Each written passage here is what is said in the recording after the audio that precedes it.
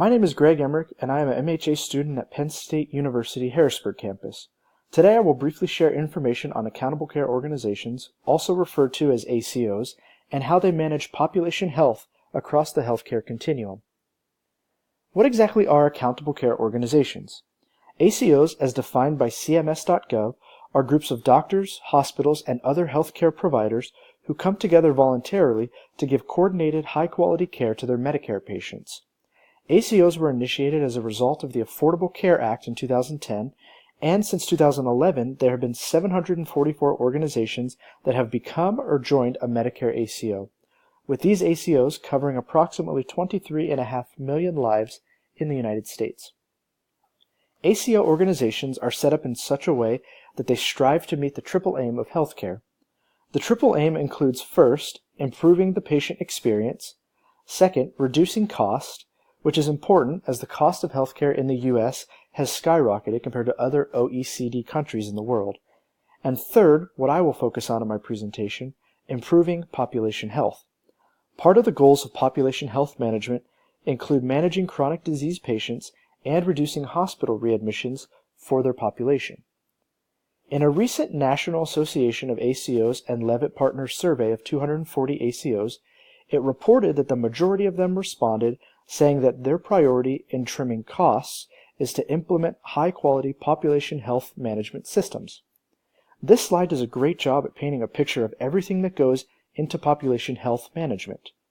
From patient engagement and care coordination to clinical integration and population analytics, we see the importance of technology in managing these aspects of population health.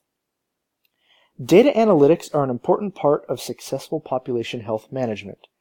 Since ACOs are typically large organizations with many members, they have access to a vast amount of data relevant to their population. By using data and analytics, ACOs can help identify the appropriate care for patients and track healthcare outcomes across their population. What can be the most difficult part of this is sorting the data in such a way that it can be used effectively and determining which data is most relevant to your patient population within the ACO.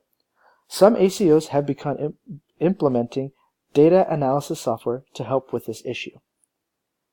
At the HIMSS 2018 conference, CMS Administrator Seema Verma stated, "One of the most common complaints from patients and providers is the inefficiency of EHRs to effectively coordinate care for their patients."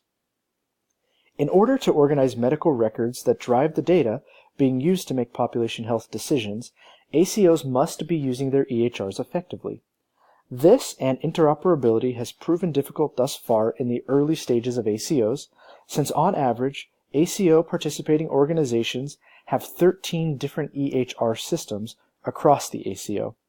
Clearly, a path towards greater efficiency and interoperability of EHR systems is needed in order to advance population health forward and for data to be shared and used effectively. Discussions continue at the federal level on how to best work towards EHR interoperability. Another key component is care coordination. We don't want patients being treated for the same symptoms at different hospitals or clinics, or the same labs performed multiple times within a short time period, as this drives up the cost of care. Based on this chart, you can see the importance and magnitude of care coordination. If a patient has labs done in the hospital, you want their primary care doctor to be able to know the results of the labs to aid and support the best follow-up treatment approach for that particular patient. Technology is a driver of coordinated care, as seen in the second circle. And as ACOs grow and technology continues to advance, this will be an important piece of coordinated care to watch, as providers need to be able to access their patients' medical records quickly and efficiently to best coordinate their care. Some ACOs also use case managers to help patients with treatment plan compliance, patient education, and to assist with community resources. In order to reduce cost, care coordination must be efficient within an ACO. So what are the key takeaways from this brief presentation? First, ACOs are fairly young in their inception and are growing nationwide. As they continue striving to utilize big data, EHR, and care coordination effectively, they will work towards improving population health.